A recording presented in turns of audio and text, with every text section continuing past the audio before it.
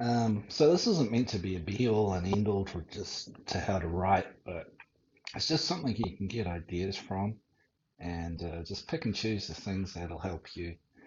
Um, Briefly touch on character arc and B story and things like that, but there are better resources around to fill in the gaps. Maybe I'll do a video on that later, who knows? But the Snowflake Method is basically about taking a simple idea and expanding it over and over again until you get a rich and complex story. It's also designed to help give you structure and help you find your way through the story. And so what we're going to do is actually just pretend we're writing Star Wars, and here's how it works. So I'm in WorkFlowy, and I'm going to go writing Star Wars. And cool thing about WorkFlowy is you've got lots of little keyboard shortcuts, and I can just bang. And now you see we've gone inside this bullet point and go back again. Click and go in. Now we're inside our Star Wars. Hit enter. Now, to start off with, we're going to just start with a log line. And so I have a template for a log line stored somewhere deep inside my structure of WorkFlowy, but I can kind of teleport it in. Like brackety bracket, log line, and see inside beatnik, writing components to story development. There's my log line. And there it is. Woo! Just like magic. And you see with this little diamond here, it's telling us this is a mirror. So this is a bullet point in WorkFlow that's existing in multiple places. So any changes I make in here will reflect through all the bullet points all through WorkFlow.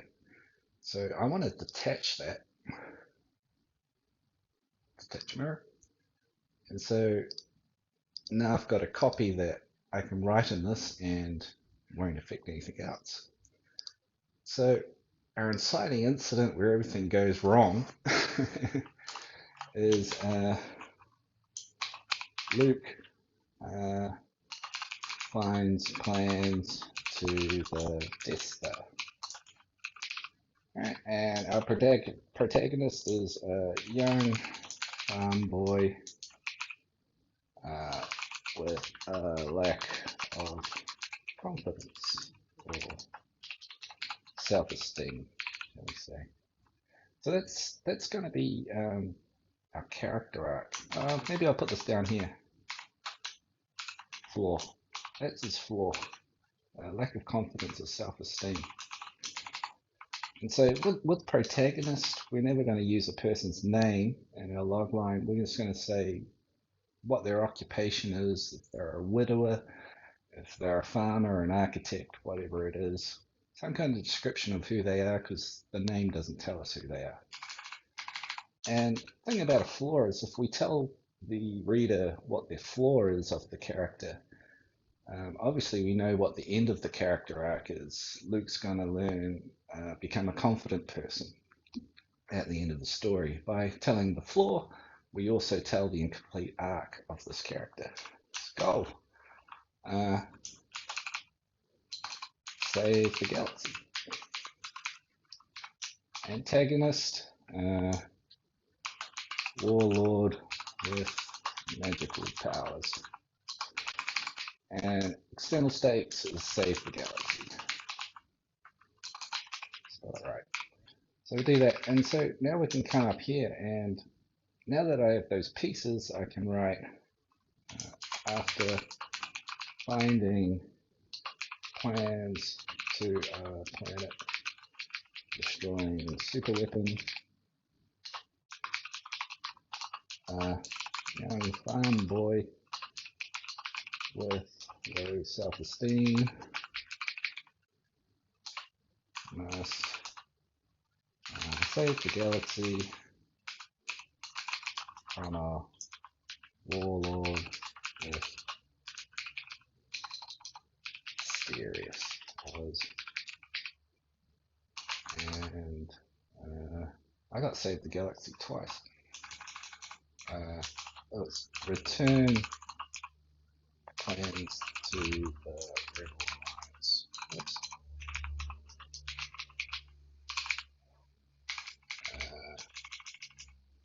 Let's copy that.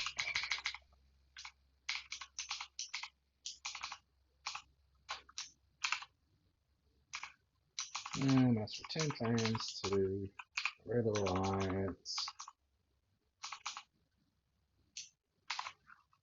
and stop our warlord with mysterious powers and save the galaxy. Alright, so there's our log line, and I can fold that up, fold it out, fold it up. Oops, so in there. So that's our log line. So with the Snowflake method, that's all we need to get going. Now we want to expand that out into our 3-act structure. Right. And so basically we're going to have Act 1, we're going to have Act 2, and then I call it midpoint, and Act 3. So essentially, in a 2-hour movie, Act 1's 30 minutes, Act 3's 30 minutes, Act 2 in the middle is this big 1-hour long mess. And I split it into half. So Act 2, I'm talking about the first half of Act 2. Midpoint, I'm talking about from the midpoint on the movie to the end of Act 2 and the start of Act 3. So each of these parts actually has a job to do. And what we want to do is establish the hero's world and their problems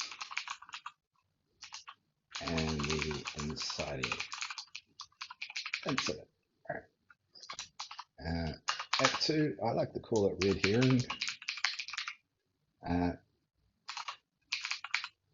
Heroes, no apostrophe is there.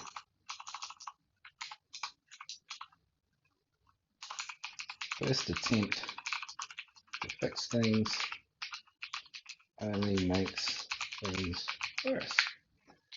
And our midpoint is villain strikes back.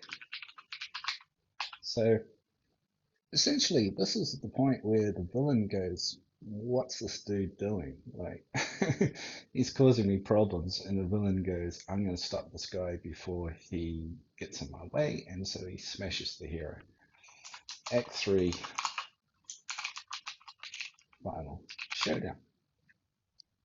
Alright. So a cool little feature in WorkFlowy is I can actually, I'll grab that. I'm going to cut it, shift into bang, and I'm putting this into the notes area.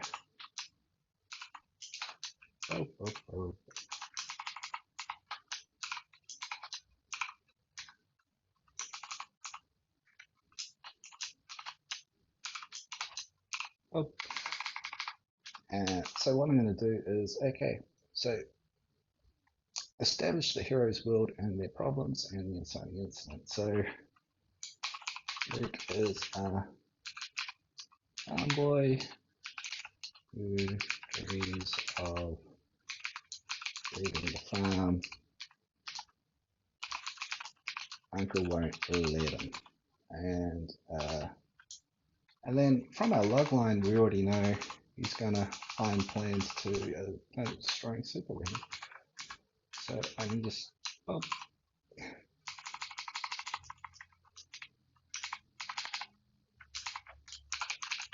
finds plans to planet destroying super weapon. Oh gosh, he's in trouble. So Act 3 is kind of easy. Luke blows up super weapon. Well, let's call it this stuff. You know what it's called. Alright. And so the idea of Snowflake Method is the less you write, the better. Like 1 or 2 sentences is all you need to do in each of these things. It's just a general idea of where you're heading. So we know the beginning, we know the end, and we just got to figure out the middle. And so what's he do? Well, he wants to take plans to the Rebel Alliance, and they're going to stop it. And he's like, I'm just a farm boy. What can I do? I got low self-esteem. count me out of this. I'll help you so far, but this is all I can do. So Luke takes the plans to the Rebel Alliance. And it's a red herring because it's all going to go wrong. Basically, our Act 2 is all about trying to solve this problem, but what they do just doesn't quite work out right. And what we're going to have here is villain strikes back. So all we have to say that we know right now is that villain attacks Luke. Yeah. I mean, at this point, we don't really have to know enough. We just know that he's going to attack him. So the less we write, the better. And what we can do is fill in this detail more and more as we go, and we'll get more answers the more we write. And you'll find with this method, I always kind of think the story more or less writes itself. And I'll show you how that works. So villain attacks Luke, all goes wrong. How's that? I don't know any more than that at this stage. We'll figure it out. So Act 1, Act 2, Act 3, midpoint in Act 3. So we've got that. Now, I'll just get rid of that for a second. Now, basically with the 3-act structure, we can have Act 1, Act 2, midpoint, Act 3. We can have all that. And we've got our purpose generally of what each of these parts is about. And what we're going to do now is we're going to break it up into problem, complication, and resolution. And I'm going to copy that. Boom. Boop. And more boopity boop. And that's really what a movie looks like. Now, some people call the complication inciting incident or catalyst or something like that, but a simple way to think of it is we're going to have a problem. It's going to get more complicated, and then there's a resolution, and that's going to happen in each of these acts. And every scene you write is going to have a problem, complication, or resolution. And every sequence you write is going to have a problem, a complication, and a resolution. And that keeps things interesting. So the problem is, like with Jaws, when you start a movie, a story, you don't say to the audience, "Hi, how you doing? Did you get here in the car okay? Did you find a park?" You don't do anything like that. The first thing you say is, "There's a problem." So in Jaws, first thing that happens is a chick gets eaten by a shark. We got a problem. And it gets more complicated. Like the people that run the place, they don't want to shut the beaches down because like it's holiday season. Resolution. Well, God, I got to go along with what these politicians say. And then somebody else gets eaten, and they got to start again. So Act 2 in Jaws, the problem is what they decide there is a shark out there. They got to kill it, and all the yokels hop on their boats, and out they go to kill the shark. Well, the complication is, well, they got the wrong shark and the shark eats someone else. Resolution. Okay, Chief Brody says, I've got to go out and do this myself. And the villain strikes back. So when they go hunting the shark, basically the point of the midpoint here in Jaws is the shark is hunting them. And it's like everything they do to catch this shark doesn't work. And the shark's like ramming the boat and sinking them. So very simple way to think about the 3-act structure, and what we're going to do is just take our Act 1 and expand it into the problem, the complication, the resolution. Do the same for all the acts, and then we'll do that for sequences, and then you do that for scenes. Get rid of that. Oops. Up. All right, so we've got that. So up, and let's just zoom in on Act 1. So So here's our problem. So the first problem we start off with is the beginning of our hero's character arc. So Luke wants to leave the phone. Uncle Owen says no. And because Luke has low self-esteem, he doesn't say, oh, this is my life. I want to do what I want to do. You're a farmer. I'm not. I'm going anyway. Luke just kind of goes, okay, and does what he's told. And he's a good little boy, and he's very unhappy. So that's his problem. Low self-esteem. And of course, the reason, one of the reasons Star Wars is such a great film and people relate to it is the story of a boy who leaves home, goes into the world, becomes a man, and overcomes all the challenges. His self-esteem grows, and at the end he's a big hero. And it's basically a story of saying you can achieve anything you want if you set your mind to it and believe in yourself. And the Force is a metaphor for self-belief. So this is the beginning of our character arc.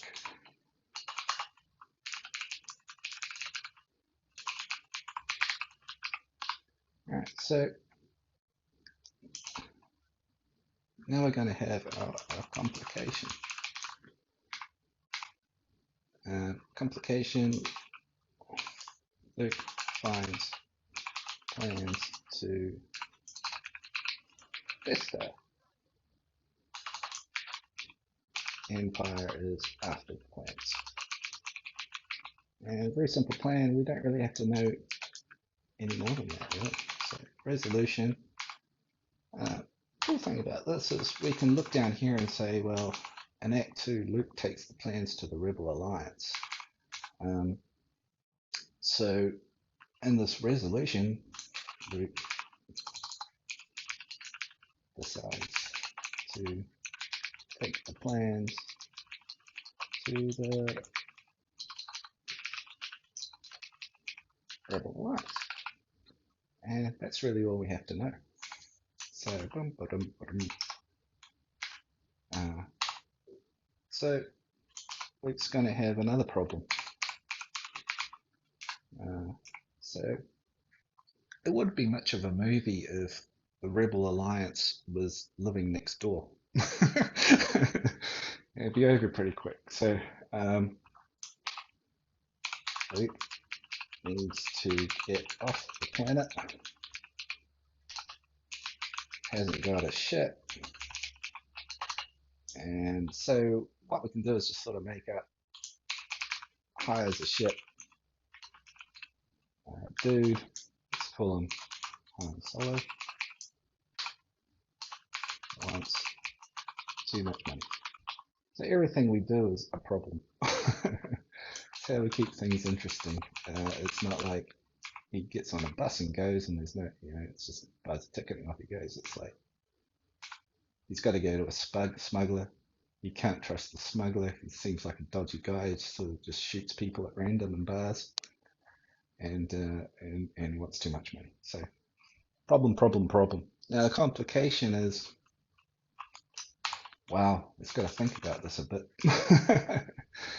So a complication is that because this is a red herring, like we can't succeed. It always goes wrong. So when in Jaws, when they get the shark, they get the wrong shark.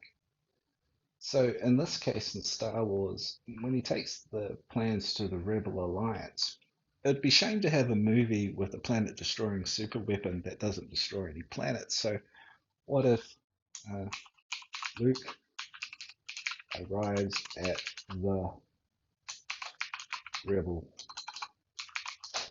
planet? Oh, how do you spell that? It's been blown up. Oh no. It's gone wrong. So resolution. What if the Death Star is still there? starts getting sucked aboard the Death Star. And the reason we'll do that is because now that we're sucked aboard the Death Star, we're right in the villain's palm of the villain's hand, and he can inflict a lot of damage in this midpoint. So that's a good idea. So they're getting sucked aboard the Death Star, and Solo says we just gotta go with it. We can't fight the. Let's just make up a thing. There's a thing now called tractor beams, and we're getting sucked aboard the Death Star, and there's nothing we can do about it. So that's something we might look at setting up earlier in the film to make this more complicated. We can make things up at any point and then just go earlier in the film. Let's just establish that it exists, unless we're writing a Marvel film. So we do that. So we're going to go, okay, we're stuck on a Death Star.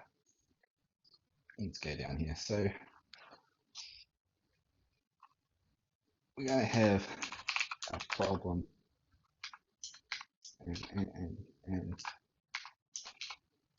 it'll have to have a complication.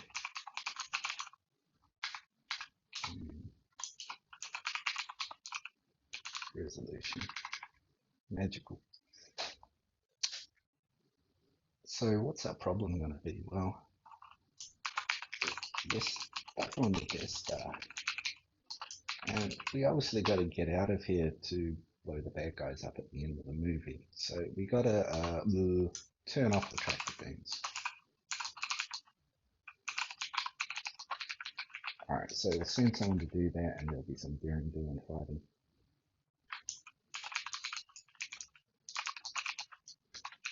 Now, we're stuck on the Death Star, so we're probably caught in a prison cell. So, escape from prison cells. Now, if you've seen Star Wars, you'll know that that's not quite right what happens. But when we're writing the story, that might be the idea that we write down, and then later on we might come back and change it because, you know, we've thought of something else. Now, I'm stuck. Complication. I don't know what to do. Sometimes we just know what's going to happen at the end, so we know that they're going to escape the Death Star. So let's just skip a step.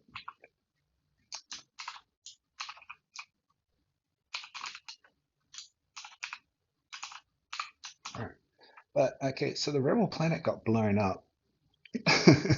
That's a big problem for us. Like, how's he going to stop them if all the rebels are blown up? So what if, hang on, what if when they're in the prison cells, they meet a chick who says, hey, look, those dudes, the rebels, that was their planet, but they weren't there. They're somewhere else. I know where they are. Come with me. I'll show you where they are. So we'll just say that we'll make up a lady. Her name is Princess Leia. We'll put her in a slave outfit. Princess Leia says, I know where the rebels are. Let's go. All right, so that'll get us into the third act. The rebels still exist. Complication. So, okay, so they have a big fight. They turn off the tractor beam. Big fight, it's important. They turn off the tractor beam. Okay, so it's Princess Leia. They free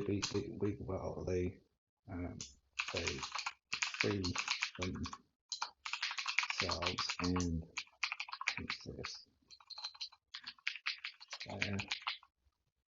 And I don't know, someone dies. I don't know. That's all I know at the moment. There's a big fight. Let's make it tragic. And yeah, at the moment, that's enough. Let's go back. And okay. Act 3. Problem, complication, resolution. So our problem how about we find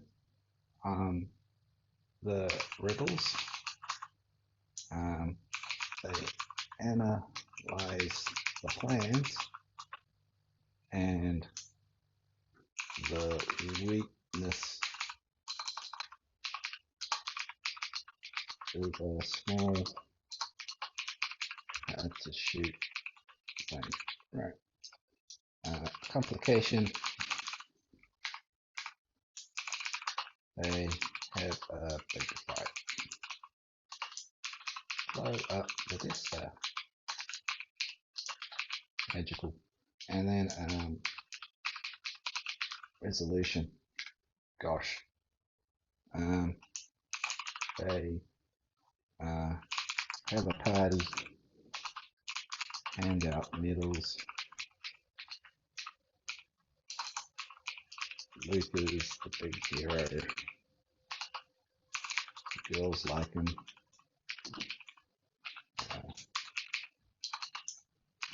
No wookies allowed. Right. Fair enough. So now what we've done is we've taken one sentence, then we expanded it into 4 sentences, and then we expanded that into 3 times 4, we got 12 sentences now. So that's pretty cool.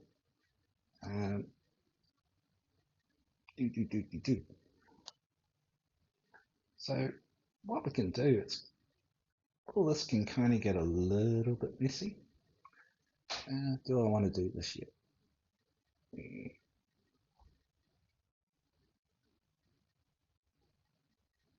No. What I'll do now is that now that we've got these 12, let's just bump into here. We've got problem, complication, resolution. What we want to do is expand each of these into their own problems, complications, and resolution. So I'm not going to write problem, complication, resolution for each of these, but you know what I'm doing. You've been following the video, haven't you? Rewind, go back, try it again. So, problem. Luke wants to join the academy with his friends. Boom. That's the problem. Complication. Uncle says no. Resolution. Luke sulks. I'll call him Uncle Owen. So, Luke just sort of sulks, goes along with it, and again, low self-esteem. So that's pretty simple. I've really just broken that down into 3 sentences. Let's think about this. So Luke's got to find these plans for the Death Star, and the Empire's after the plans. So Luke's got to find these plans. So what do we do? So if we think about this, we've already established this lady, Princess Leia, in the 3rd act. And so she knows where the rebels are and all these sorts of things. So what if she's been arrested and put in the Death Star? So maybe before she got arrested, she sent the plans off with droids, and they crash land on this Tatooine where Luke lives, and Luke finds the plans of these droids. So that's how we'll get them into his hands. So Luke, here's our problem. Luke finds droid. And it's probably at this moment we only know there's one droid. So Luke finds a droid with plans to how about a message from Leia? And the message, the thing is, we need some exposition. We need someone to say, this is what it's all about. So what if there's a bloke living next door to Luke, and we'll call him Kenobi for no reason. And Kenobi, he knows everything. So um,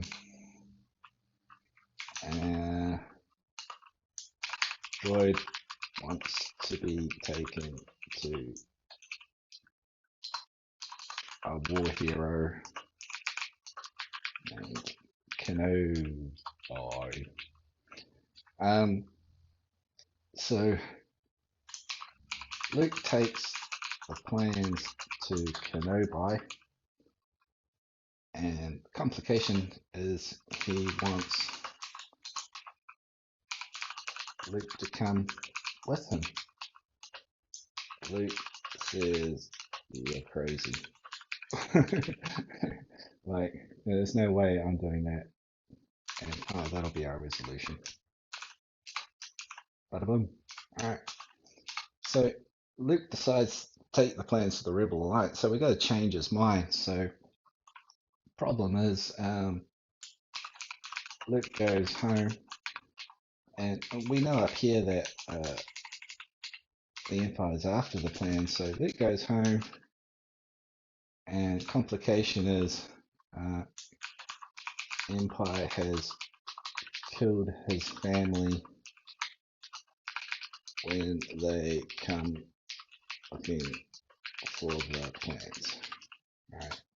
So now that Luke's family's dead, our resolution is Luke decides to go with Kenobi because, well, there's nothing here. His farm's been blown up. Parents are dead. What else are you going to do? You know? That's I got an email. All right. And so we've taken these 3, we've expanded out to 9. 3, 3, 6, 6. Yeah, my mathematics check out. All right, so let's pop back. 3-act structure, and WorkFlowy. You can just fold things away. Oh, so good. Let's fold the whole act up. Let's go into Act 2. All right. So, what are we going to do? Now, Han Solo. Han Solo is an important character. A lot of people, there's discussion on this. A lot of people have a lot of theories on who Han Solo is in the story. There's a archetypal character called the Wizard, which a lot of people call Obi-Wan Kenobi the Wizard. The Wizard is the wise man who advises our hero and says this is a good way to live. Obi-Wan Kenobi is widely reported to be the Wizard. I do not believe that Kenobi is the Wizard. I believe Han Solo is the Wizard of our story.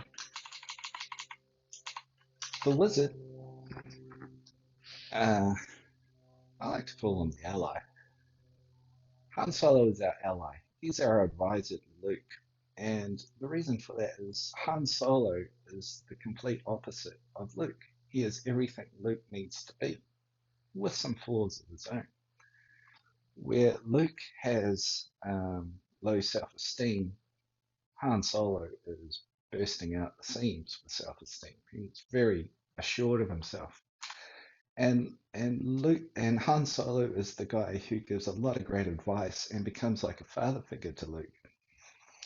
And there's a scene where Luke's training with the remote, and Obi-Wan Kenobi's advising him on how to use the Force, and Han Solo comes in, and Han Solo says, he's looking at the situation, and he says, okay, so let me get this straight. You're living in the desert, your parents got killed, and now you're running around with this old man you met 5 minutes ago. He's selling you religion. And you're believing everything this guy says. Like, don't be surprised if this old guy creeps into your tent tonight, tries to diddle you. And Han Solo says, look, kid, self-esteem. all you need is in this world is luck and a good blaster. And so Han Solo is advising Luke and being a father figure and saying, hey, look, stand on your own 2 feet, dude. Believe in yourself. So that's why I think Han Solo is actually the wizard character. And Obi-Wan Kenobi is actually the traitor. And we'll get into that soon. But so what's our problem?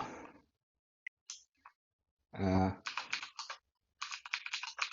we need to hire a ship from Han Solo, a smuggler, dirty rat.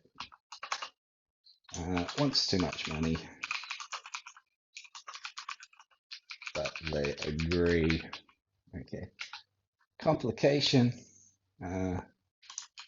Spies report them. Empire chase them out of Mos Eisley. They get away. And that'll be our resolution. Nope. So, problem. We arrive at Old Duran. It's been blown up. Complication. Vesta sucks us aboard. Nothing we can do, just go with it.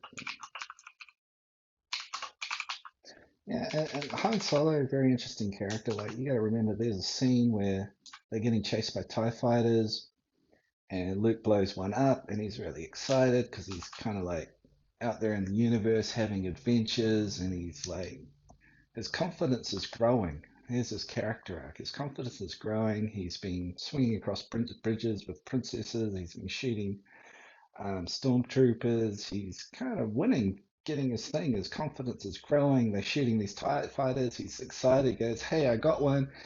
And the father figure, Han Solo, turns around and says, great kid, don't get cocky. He's just this dad figure who's like helping him along his way. And just sort of saying, yeah, that's good, but don't get ahead of yourself.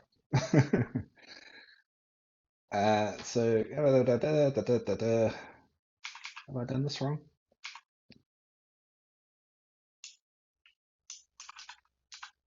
Oh yeah, I've done this wrong, so I'll do that. That's why pencils have erasers. So we arrive at complication. Clicking the buttons.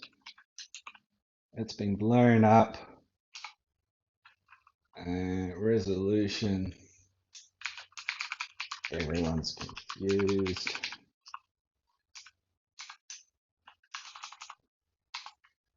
Starts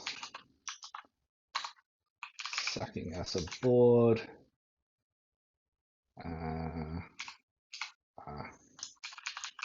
Our Death Star is there. What's that? Yeah, so the problem is there's this Death Star and they're trying to figure out what it is. Complication starts sucking them aboard and nothing we can do about it. Fold that up. Let's just fold these up. Make it nice and clean. So, midpoint. Let's try and do this without mistakes. So, problem. Stuck on the Death Star. Complication. Droid finds Leia is stuck in a cell. And let's say Kenobi goes off to turn off tractor beam. The rest go to rescue. Let's call Leia short. Uh, Another email. Big fight. They turn off the tractor beam. So problem. They get caught trying to rescue Princess. Fight their way out. But they're going to get back to the Millennium Falcon. Capital letters. I'm sure you don't mind, but whatever. So, yeah. They fight their way out. Kenobi turns off the tractor beam. Gets killed by Vader.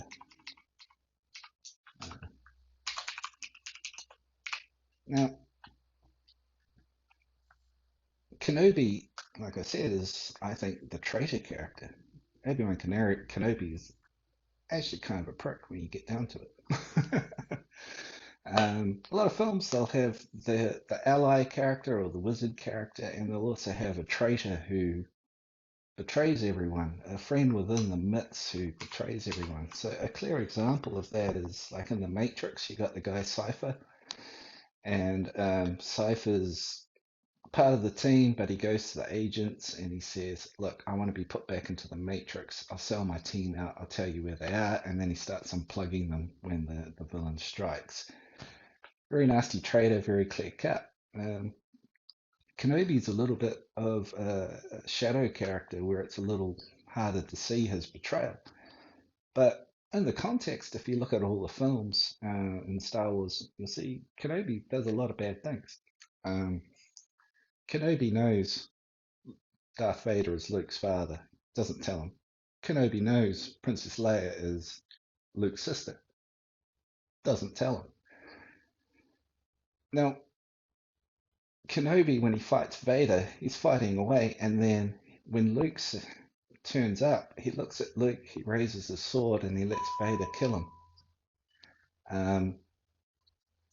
Why does he do that? Because he does that because he knows if Luke sees Kenobi get killed, it's going to draw Luke into the conflict. Luke's going to want to somehow take revenge for Kenobi's death and fight Vader and drag him into the war. So that's the betrayal of Obi-Wan Kenobi. It's interesting, you see things like Phantom Menace, the first time Kenobi meets Anakin Skywalker, he says, what's this? Another pathetic life form you've picked up. Kenobi's not a cool guy.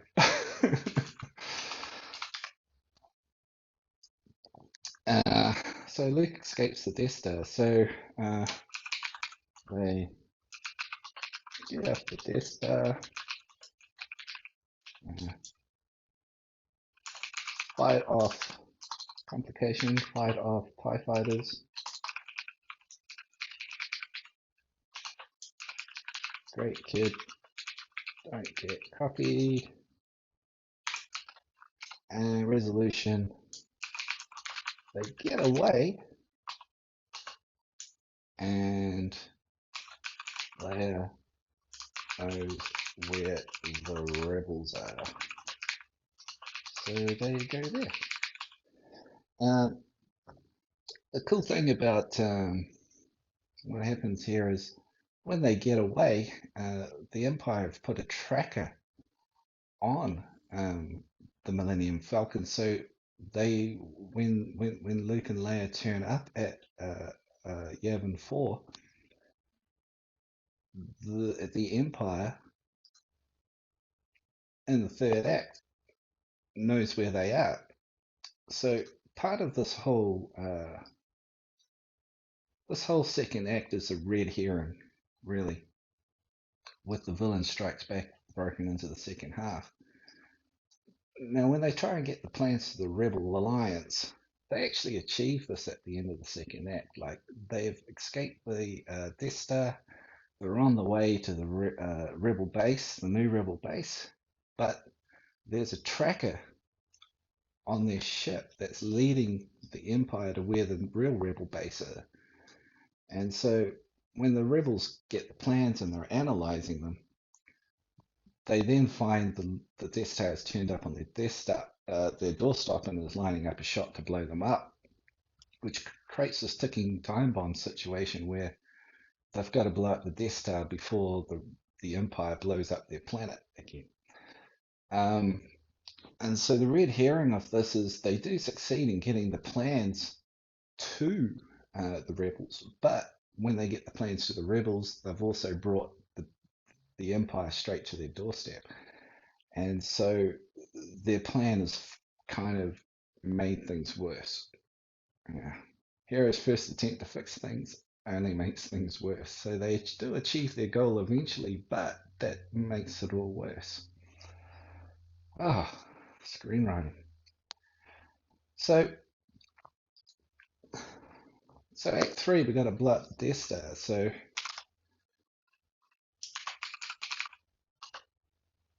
arrive at the new rebel base. They have to analyze the plans. Complication. They find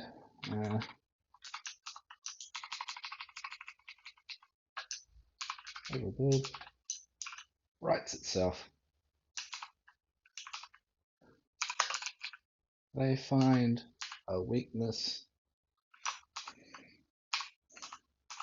It's a small, hard to shoot thing. Luke decides it's not that hard to shoot. Let's go. He's like, yeah, it's not that small. Let's do it. So they have a big fight. So what's our problem? The Death Star has tracked them to the rebel base and is lining up a shot. Complication, well, they blow,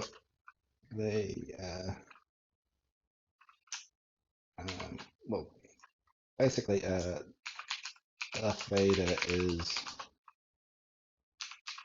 blowing up the rebels in his ship.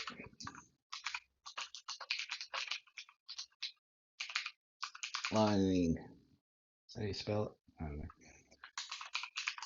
Luke up to kill him. And then out of the blue, Han Solo returns, shoots Vader.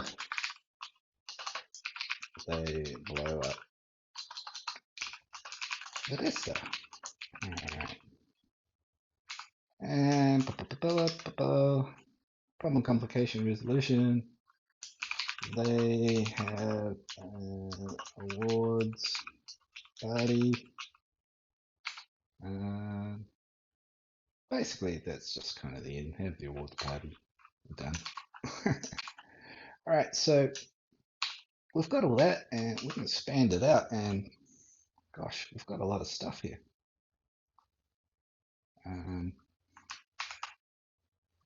So what we can do, what's cool with WorkFlowy, is we can kind of organize this now. So what we can do is say, create a beat sheet. I'm going to create a beat sheet.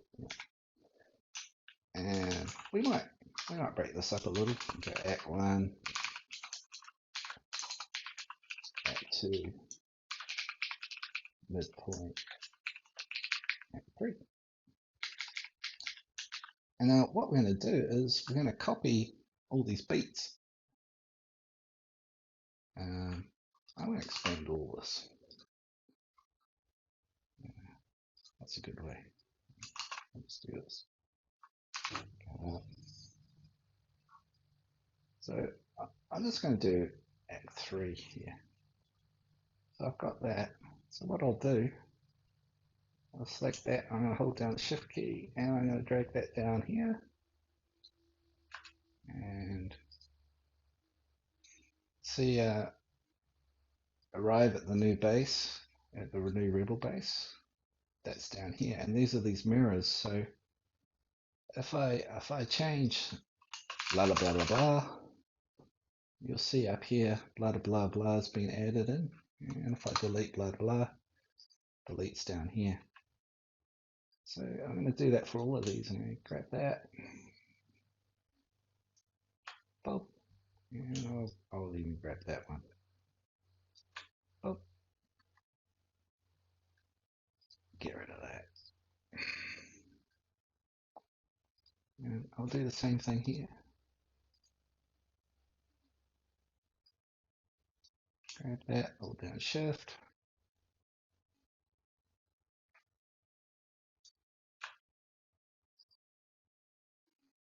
Back on the desk there.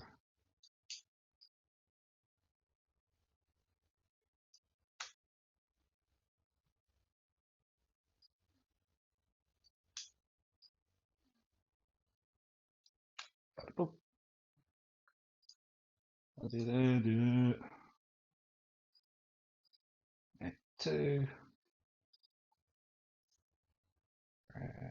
So I'll grab these, the 9 beats.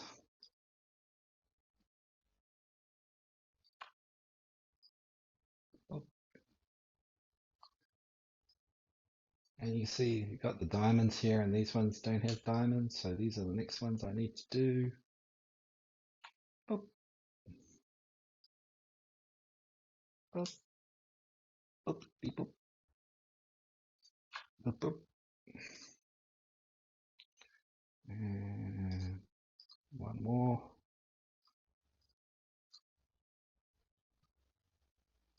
Over those. Shift drag. Stick those in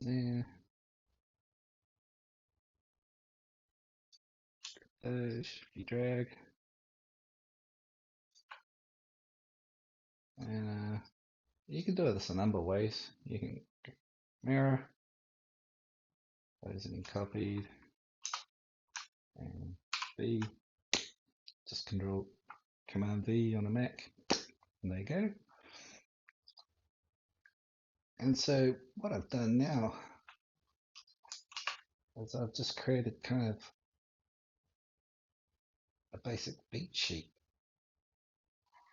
And what have we got? We've got 9, 18, 27, 36. That's the cat. 36 beats. Right. So what we're actually missing now is a lot of films will have a thing called a prologue. And so we've got the droids here in Act 1, and the droids have shown up on their doorstep, but we don't know how they really got there.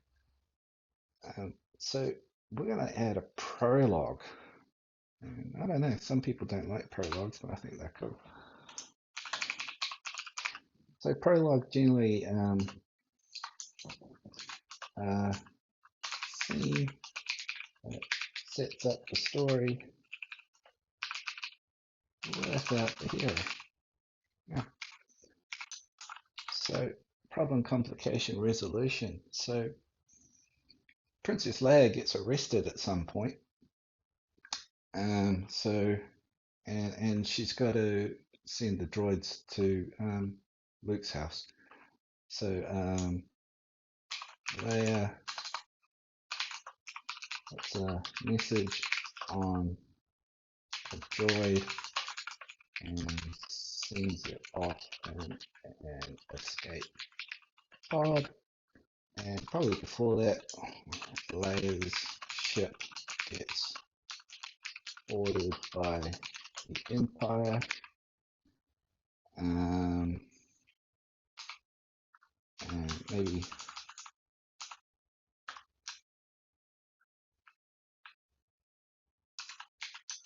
I put some message on a droid.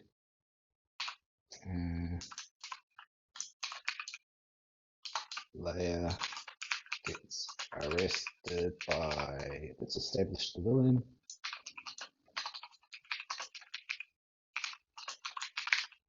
beta, uh, joy is in a escape pod. Alright, so there's our prologue. That's pretty cool. We can put that into our main beat sheet now.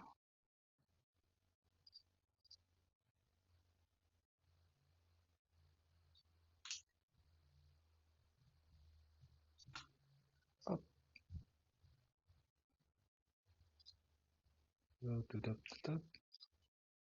All right. And so now that we've got that, that's a pretty good plan to start writing a story. And if you want, you can break each of these into problem, complication, resolution. I don't know if I want to do that for all of these, but basically you can problem, ship flying through space, gets attacked by a big ship. Complication, we'll establish the tractor beam. So ship, little ship gets sucked aboard the big ship at a magical tractor beam. Droids inside realize the being boarded. Magical. And then you can break this down into three things and the next thing into three things, and you end up being these massive beat sheets, and your stories all kind of just filling in the gaps. A lot of people write, they get to the second act somewhere and then they give up because they don't know where the story is going. But if you start with the Snowflake method and just have these broad ideas of where you're going and start filling in the gaps, you kind of always know where you're heading and the pieces just kind of come together. And with these mirrors, like when I'm adding these beats in here, if we go back, over here I've got the prologue and you see those beats have all shown up in here and it's all updating. Yeah, so ship flying through space gets attacked by a big ship, the little ship gets sucked aboard the big ship with a magical tractor beam, and the droids inside realize they're being boarded. And so everything's being updated everywhere. And sometimes I find it helpful, like when I get a big list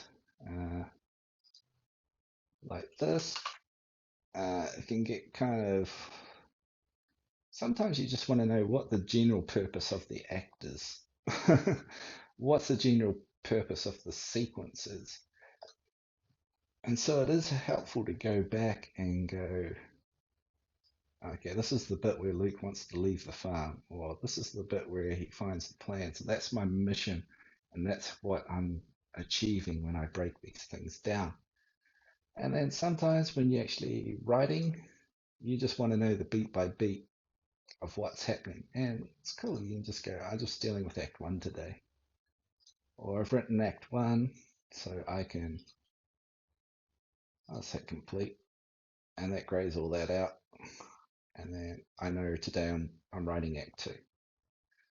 So that's just kind of a general idea of what you can do with WorkFlowy and the Snowflake method. And one more thing I can think of is when we have this all expanded out, or not even expanded out, what we can do is hit escape, and we can say like Vader. And you see what it'll do is it'll go through your beat sheet and it'll just find all the beats where Vader appears. And you can do this with any character, any word. It's just looking for words. And this is all, like, you can still play with it and edit it. But it's good to be able to like just type in a character's name and then see all the beats where they appear and read through just their story and make sure their story has a beginning and a middle and an end. Extremely helpful. and a MacGuffin, a character, whatever it is. And so if you do something like the four corners of opposition, you can just type in two characters' name.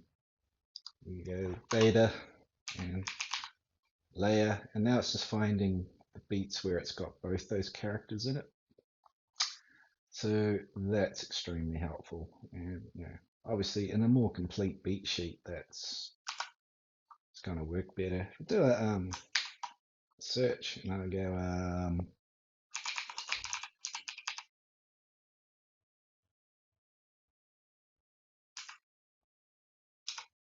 this is a story I've written. You go in here, if you do a search for John, for instance, here's all the beats where John appears, which one of the main characters. So you can see it just filters out everything. So if I expand it out, that's everything. But I can just go John, and it's just the beats where that one character appears. And what's kind of groovy too about it is you can put images in here. So here's a beat where hundreds packed like sardines standing on the deck with their positions. People are tired but peaceful.